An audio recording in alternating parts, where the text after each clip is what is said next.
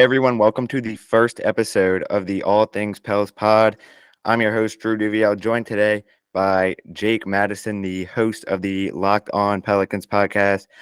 You could check him out on YouTube or Spotify. Jake, thanks so much for joining. Of course. Thanks for having me on. I'm always happy to talk some basketball, talk some hoops here. Yeah, all right. So starting off, the Pelicans unfortunately missed the playoffs, lost to the Oklahoma City Thunder in the play-in this season, the 9-10 game.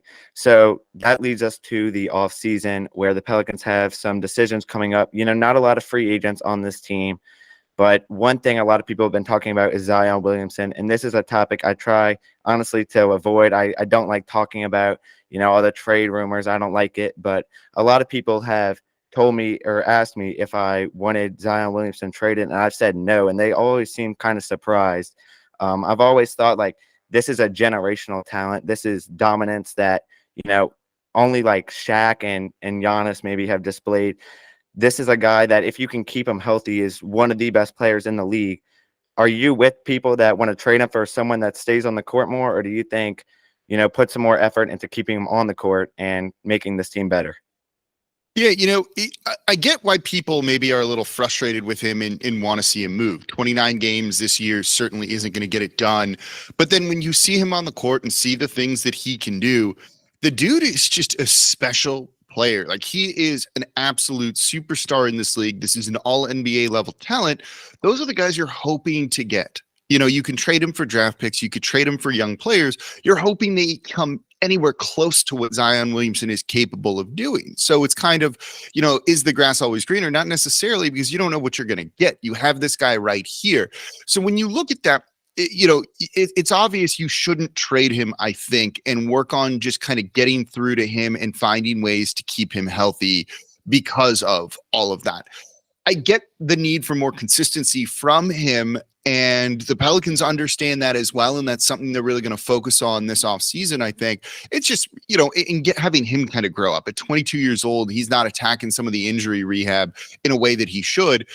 I think they're going to really work on that first and foremost. The other thing to factor in with this, too, is, for a guy that's only played 29 games in the past 2 years, what's his trade value? Are you going to get an adequate return for him if you move him now, or are you selling this asset basically at its lowest possible value? And I still think you would get a good return, but you are arguably selling at the lowest point in his career, and that's certainly not what you want to end up doing. So there's kind of those decisions going into this factor as well. So like the front office is going to look at that and go, yeah, this would be a dumb thing to do right now. We at least got to get him out there on the court playing. Then we would trade him if we think either he doesn't want to stay or that he's just never going to get healthy. But right now, no, I think you've got to ride with him because he's that special of a player. Yeah, that's a great point. Also, a lot of people that want him traded don't really have an ideal package for his, they don't know what they would expect to get back from him. And honestly, I think that's a big turnoff. That's not a reason you should want to trade him. This, like you said, this is a generational talent. This is a first overall pick. The Pelicans knew what they were getting themselves into with drafting him. I don't think they knew about, all the injuries and stuff. But obviously, this is a guy that, is going to be one of the greatest players in the league if he can stay on the court. I don't know about league history, but definitely currently in the league. And this is also a team that's perfectly built around him. We saw this earlier in the season when Zion was healthy. This team was a 1 seed in the Western Conference with Brandon Ingram, Jonas Valanciunas, all of the starting guys around him. David Griffin has done an excellent job of getting the right pieces around him, especially when him and Ingram are on the court together. Obviously, we've seen how good Ingram can be. He missed a lot of games as well this season, but we've seen how good Ingram can be, in the mid-range, one of the best mid-range players, if not the best mid-range shooter in the entire NBA right now. But this is a perfectly well-built team around him. I think if you can keep him on the court, this is a team that should be able to win a lot of games, could even win the West. So obviously Zion's big contract kicks in next year. Do you think this will have any impact on him staying on the court? And do you think, anyone's going to get moved around to try to accommodate him better? Or do you think this is the team that the Pelicans are willing to ride with?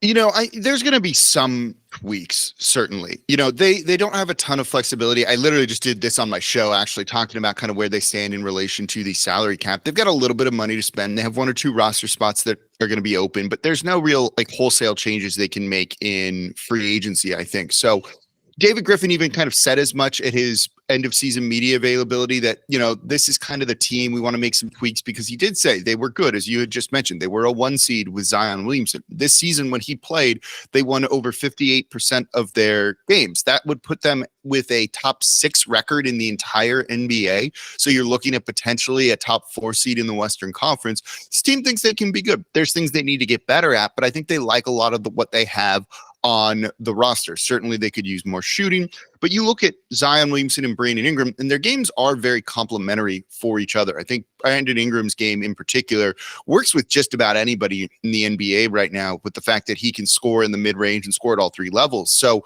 I don't think they want to make big changes. You might see a few tweaks. I wouldn't be shocked if they trade away Jonas Valanciunas and bring in a different starting center. They try and add a little bit more shooting, but for the most part, you're still going to see CJ McCollum, Brandon Ingram, and Zion Williamson out there on the court.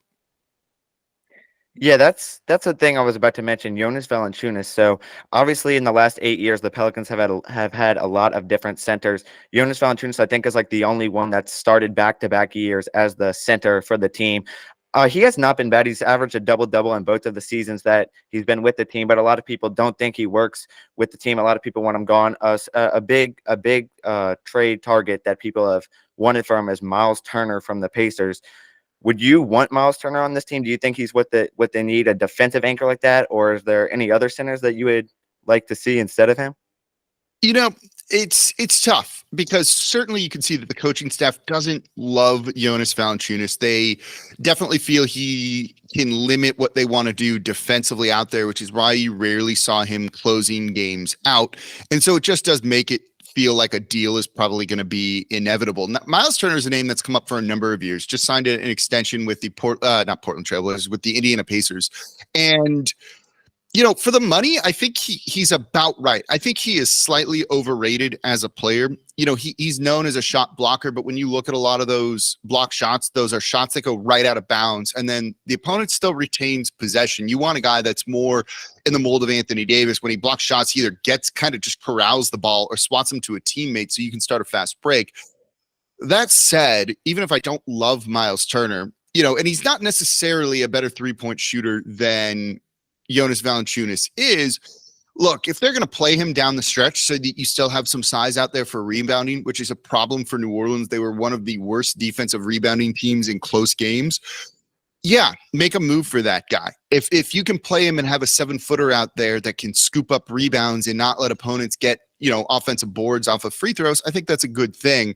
So having guys that you're paying good money to, that you play good minutes, I think can be important to kind of take advantage of your roster. So I could see that being the case. David Griffin, I believe, does like him as a player. I think he's been kind of high on him for a couple of years. So I expect that to be, if the Pelicans go the trade route with a bigger moneyed center, I think that's the name they'd probably look at. I also wonder if they try and do this maybe a little bit cheaper. Can you get a starting center for $5 million somewhere and only kind of play them about 20 minutes per game, maybe 10 minutes to start each half, and it's kind of a starter in name only, and close with another big man, whether it's Larry Nance Jr. or someone else that you acquire that maybe you have a little bit more faith in? That's an option that I think could be on the table for the Pelicans as well. Yeah, the Pelicans, it's not like they need a center to go out there and drop them 30 every night like a Joel Embiid. The Pelicans really have their scoring with their shooting guard, their small forward, and their power forward. The center's really just out there to rebound. Obviously, like you said, they don't really have trust in Jonas Valanciunas closing games. So I can definitely see if he's moved on. Honestly, I'm one of his biggest fans, so that would be a bit disappointing to me if he's gone. But he's a good player. He's a good player. Like I think he's a better defender than he gets credit for. But look, if they're not going to play him, what's the point of having that guy on your roster? I guess. Mm-hmm. Yeah, I mean, honestly, I agree. Like, Larry Nance has closed so many of the games. It just seems like the coaching staff has so much more trust in him, even though he's not your traditional 5. Obviously, a small big, not a small big, but a small 5 out there closing games. But he hasn't been terrible at rebounding. Honestly, one thing I've seen from Brandon Ingram this season, his improvement, was his rebounding. He was really good when in those Larry Nance minutes at rebounding the ball. Obviously, got his first and second triple-double this season.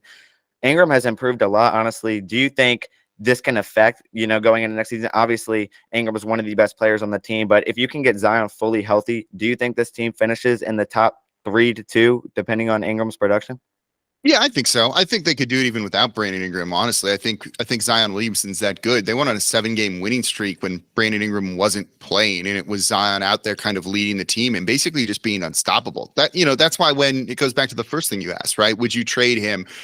You seen what this guy does? Like when he's healthy and out there on the court, I don't think that's like the type of guy that you want to move on from whatsoever. So yeah, this team's good. You don't get to first in the West at any point in the outside of the first week of the season, as a fluke. Like you're a good team if you're going to be there. Brandon Ingram went down. He missed 29 games, 30 games, and they kind of held steady. They were a top 3 seed in the Western Conference during that time, and they're missing their second best player, first best player, depending on how you want to classify him.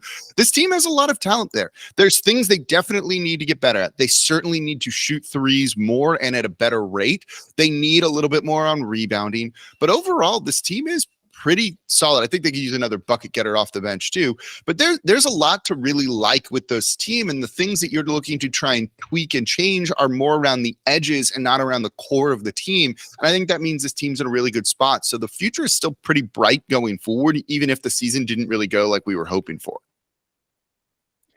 Yeah, like you've said, obviously you don't get to first as a fluke. One thing that helps you get there is defense, and the Pelicans were actually surprisingly pretty good on defense this entire season. That was one thing that a lot of people had concerns about was, oh, their offense is going to be so good, but is their defense going to be good? And it actually was pretty good. Obviously, their method seemed just to be let people shoot and hope that they miss, but it actually worked. I mean, they had like the best 3-point defense in the entire league. Do you think that's going to continue into next season, or do you think they make some changes? Obviously, I don't know if a lot of people know this, but Coach Jaron Collins just got accepted to do an interview for the Detroit Pistons head coaching position. So do you think that's going to affect anything on defense, or do you think it's going to stay the same going into next season? It could. It's funny you say that about Jaron Collins, who's their lead assistant. He's kind of their defensive coordinator. And I'm literally doing my show Locked On Pelicans after you and I are done here on this very topic. So it's a great question to ask there. But they had the 6th ranked defense this year. They were in the top 10 all year long, even when basically things were really rough for them. This defense was good. And you can kind of see the makings of something there. And when you look at all the injuries they've had and the different guys that were playing big minutes or different roles, and the defense remaining that consistent, that shows you there's something there to that, and that the coaching staff is doing something right about that. And you mentioned the 3-point defense. They were number 1 in the league. Team shot 34% from 3 against them. And they really did a pretty good job of closing out on guys. They had bad shooters taking open shots, and those are kind of just playing the percentages in a way that you will live with. But more than that, what they really like to do was force turnovers. This defense was the 6th best at forcing opponent turnovers, and that fuels your offense. All of a sudden, you're getting in transition, you're getting out, and you're running and getting those easy, fast break points. And when they're capable of doing that, you get a 0 for your opponent on one end and 2 points for you on the other end. And it's essentially a 4-point swing. And that's where New Orleans did a really good job when they could get set, be aggressive, and kind of press the point of attack, get their arms in the passing lanes with guys like Herb Jones. Brandon Ingram really stepped up defensively this year. When he played, Zion Williamson was really good defensively as well. And overall, other than in clutch situations, they did a good job rebounding the ball as well. So they were ending opponent possessions. Losing Jaron Collins, who's the architect of that, I think could really hurt this team. But I do think there's enough of a culture here kind of built up around that I think that can stay. I expect they'll have a good defense next year too. If anything, I wouldn't mind if it gets a little bit worse and they kind of tilt more towards offense, because that was their big problem this year. But the defense, I think, is going to be sound no matter what. Yeah, like you said, even if the defense does fall a little, the offense, as long as Zion's healthy, I know we keep bringing him up, but as long as he's healthy, this offense is going to completely thrive. We saw it as long as everyone can stay healthy, really. If Zion has people to pass to, they can hit their shots. So I'm also glad you brought up shooters. I wanted to get into that next.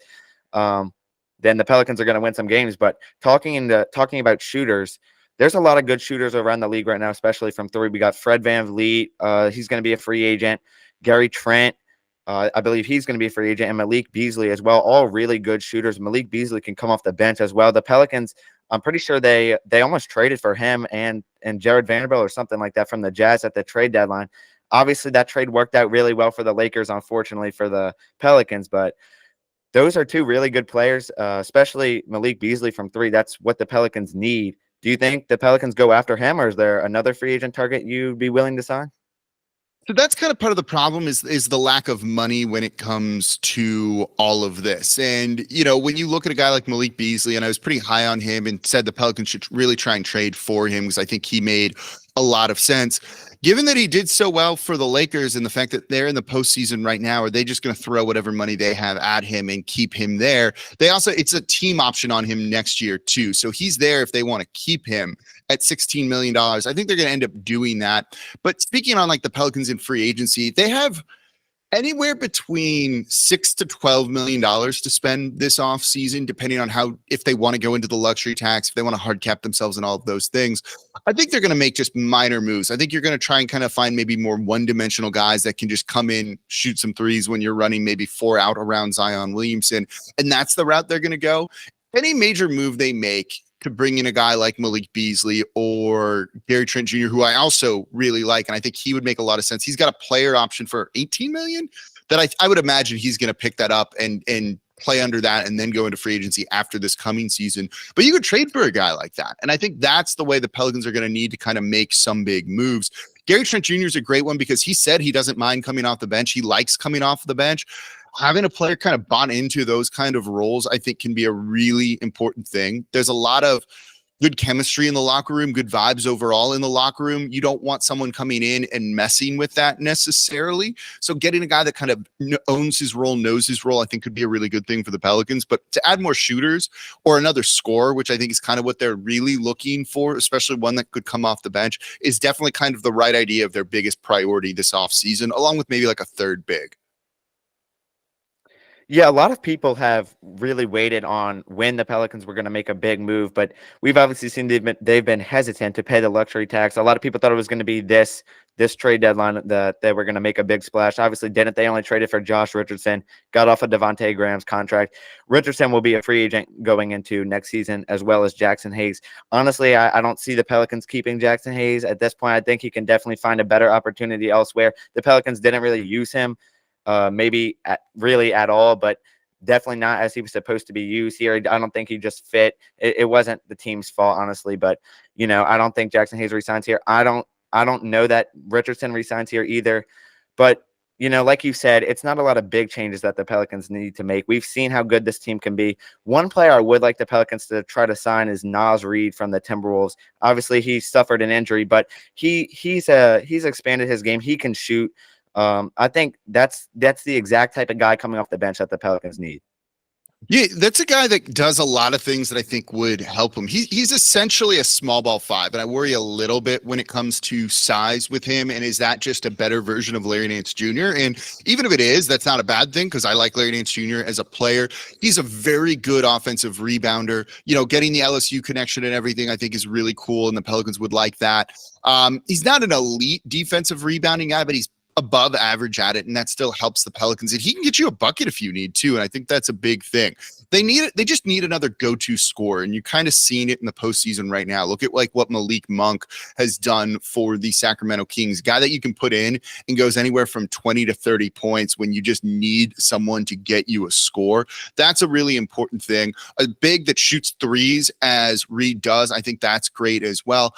I just don't know what his market's going to be, and if he ends up costing $15 million, which it feels like it could, I think the Pelicans are kind of priced out at that point. Their year to really sign anyone in free agency or kind of make those sorts of moves was last year before Zion's extension kicked in. Now you've got 3 guys all making over $33 million. That puts a little bit of a money crunch on. And as you said, we'll see if the Pelicans pay the luxury tax. Yeah, obviously McCollum signed that big extension last year as well for 2 years, $60 million, something like that. Nance Jr. obviously signed one as well. But the Pelicans have a good team, what they've built. With or without signing Naz Reid or a guy like Gary Trent, I don't see the Pelicans going after a guy like Fred VanVleet. Obviously, I think his market's going to be way too high. He's going to be too expensive, as well as the demand is going to be there as well. So I don't see the Pelicans, making a huge move like you said. Jackson Hayes, obviously, like we said, I think he's going to be gone. Do you think the Pelicans retain Josh Richardson, or do you think they let him walk as well? I could see them bringing him back. He would be kind of in that, I think, that price range that they wouldn't mind paying. He's a guy that maybe is in that $6 to $8 million a year price range. You sign him on a 2-year deal, something like that. I think It gives them a little bit of depth, a guy that you can rely on enough, and they should have a roster spot for him. I don't think a guy like EJ Liddell is going to be ready for him. Their second round pick last year, who missed all of this past season with an ACL injury. So given that he's safe to bring back, I think you could do that. You could also include him in a trade later on if you needed to and add a little bit more salary to bring some back. So I wouldn't be shocked if he ends up re-signing. I'd like them to go more offensive with some of the guys that they're going to be bringing in, but he's a guy that I think makes sense. It's a Willie Green kind of guy, which is either a good or bad thing depending on how you look at it, but I expect him to be back probably. Yeah, another guard, I guess, off the bench I wanted to talk to you about was Kira Lewis Jr. So obviously he tore his ACL 2 seasons ago. Hadn't really played much at all. He played for some reason in that Thunder game. I'm not really sure why Willie Green decided to put him in there, but obviously, he's kind of struggled. He hasn't really found a spot, a role yet with this team. He's shown some flashes. He's really fast, down the court, can put the ball in, can shoot a little bit. Do you think he has a future with this team, or do you think maybe they try to move on from him soon or try to trade him, or what do you think? It could go either way. So he's under contract this coming year, so certainly they'll have him on the roster unless he's included in a deal. But I think they'll try and get him some minutes. The problem is the guard spots are a little full right now. You've got TJ McCollum there. Depending on, your starting lineup, you have someone else taking up that other guard spot, kind of Herb Jones, kind of not Herb Jones. It just depends. And then you have a guy like Jose Alvarado who didn't, was injured to finish out the season, wasn't there. You have to imagine he's above Jr. in the rotation too. You have Dyson Daniels, who they drafted 7th overall to really play a role. So he ends up kind of being the odd person out. I agree. It was very strange that he played in that game against the Thunder. He played like 4 minutes and was a minus 12 or something in that time. It was not good. So they need to find a way to get him some minutes at some point to see what they have in him. This is a guy you took 13th overall. You've invested the pick in him. You want to really try and see if you can develop him, can bring him around. They haven't done a great job with that. Part of it was they were just trying to be this year, and bringing a guy back from that type of injury isn't going to be. So I think they'll try and get him some minutes, but it might be clear early on that he doesn't really have a place, and I wouldn't be shocked if he ends up included in a trade at some point next year. Yeah, I mean, I agree. I don't think Lewis has found a role, like you said. Obviously, it was kind of sad too. He wasn't really playing terribly. He was getting minutes before, that big injury he suffered, the torn ACL, but he hasn't really, gotten minutes or looked the same since. So definitely something I'd like to monitor as a Pelicans fan, and a lot of, Pelicans fans watching. But I'm glad that you brought up Dyson Daniels. I wanted to talk about him as well. We've seen how good his defense could be. But we didn't really see a whole lot of him either. I guess the Pelicans kind of moved away from, using him in the rotation. This is a guy, he kind of reminds me of Herb Jones with his defense, but his offense, Herb has really improved his offense. I feel like, over the last, he's really struggled from 3, but, picked it up towards the end of the season. Can we see that jump maybe like Herb from Dyson Daniels? Do you think they're similar? Yeah, I mean that's the goal, right? Like that's what they were expecting with him. I think this season went as expected for Dyson Daniels in the eyes of the Pelicans. They brought him in and they knew he was going to be a defensive first guy that will make enough passes that justifies you playing him. I think as the season went on, he definitely lost some confidence, especially offensively. And when that was their kind of big issue to end the year, you just couldn't play him. There's a reason he didn't play in the play-in tournament game against the Thunder, because you needed to score points and he wasn't going to be the guy to give that to you. With that loss in confidence, you just saw him be so timid out there. He was kind of scared to drive, scared to shoot, almost scared to have the ball in his hands. I think that was just kind of a bit of like a welcome to the NBA moment for him. He definitely has gotten good film on what he needs to improve, where he needs to improve. And now he and the Pelicans can really kind of work on that this offseason. So I think you'll see him be better offensively, but he's still very much a work in progress on that. Or lock him in the gym with Fred Vincent and see if you can get a 3-point shot out of him over the summer. And I think if he can do that, his defense is definitely good enough. He gives you very good rebounding too. He's got great size for guard at 6'7" or so. He's a guy that is definitely part of their future, I think. So they'll work hard to kind of get him improving. He might not be fully in the rotation to start the beginning of next season, but he'll be there eventually, I think. Yeah, another way as well for the Pelicans to get, another guy that they would like, maybe another shooter to go along with their good defensive players. They're obviously they're good offensive players as well, is through the draft. So Pelicans right now looking like they're probably, unless they get really lucky, they're probably going to have a later lottery pick. Is there anyone right now that you'd be targeting? Or are you going to wait a little bit longer until we get to that stage of the offseason? I'm not totally there yet since I haven't even started looking a ton at it, but you can see some profiles they're going to look at. I wouldn't be shocked if they maybe look for an athletic big man that can shoot. I think they wouldn't mind maybe another guard or a wing that's a score first kind of guy. And there's a number of those, I think, that could be around 14 or so for the Pelicans that really would be able to go out and do that. Bryce Sensabaugh from Ohio State really, I think, fits what they would be looking for. A guy of almost averaged 24 points per game in college. He should be there around the end of the lottery. That wouldn't be, that's a name that I think the Pelicans are going to start to really become high on. They like Ohio State guys. They scout that school really well. That's a name that I think you'll see linked to the Pelicans once we get through the draft lottery. Yeah, another thing. Last thing I guess I wanted to talk to you about is someone that already can shoot the ball, and that's Trey Murphy. We've seen a big jump. I knew he had a lot of potential just from watching him as rookie year, and he took a big step forward, obviously, this season, going up by his scoring average by like 10 points. He was really good whenever he had to start, especially. This was a guy that could always kind of get you a bucket. Are you looking to see maybe even more of a jump from Murphy? Do you think he stays where he is? I think, I mean, honestly, if he can be good enough, he can get the work, and I think he can average 20 points a game in this league. Yeah, this is a guy that looks like he could be a second or third option on almost any NBA team. Trey he really grew as a player, right? He was not the same player at the end of the season as he was in the beginning, and you could see just all of the work that he put in really starting to pay off. He's known as a three-point shooter, a guy that does all of that, but he ended up in the dunk contest for a reason. And by the end of the year, you saw some mid-range game from him. You saw some dances in traffic, rising up, using some touch off the glass, different things like that. That growing his game to be a three-level scorer like that, it's going to make him elite. He's gotten better defensively. He gets lost at times. He's an okay-ish rebounder. He's room to improve there. But the things he can do offensively with that kind of size really makes him a good long-term fit for almost any team, let alone one with Zion Williamson and Brandon Ingram. So I'm excited about the growth that he can do. His production is going to come down to minutes and role. We saw him used off the bench early on, then go into the starting lineup, then drop back to the bench, then not really kind of thought about much, and then really came on strong at the end of the year, including a 40-point game, including a game where he also had 10-plus made threes. This is a guy that can be really, really good, really, really effective when you feed him, when you design your offense with him in mind.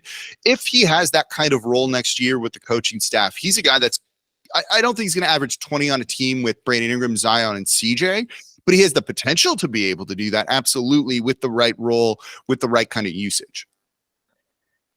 Yeah, you said a guy like a Malik Monk that can get you a bucket, and I think Trey Murphy can be that for this team.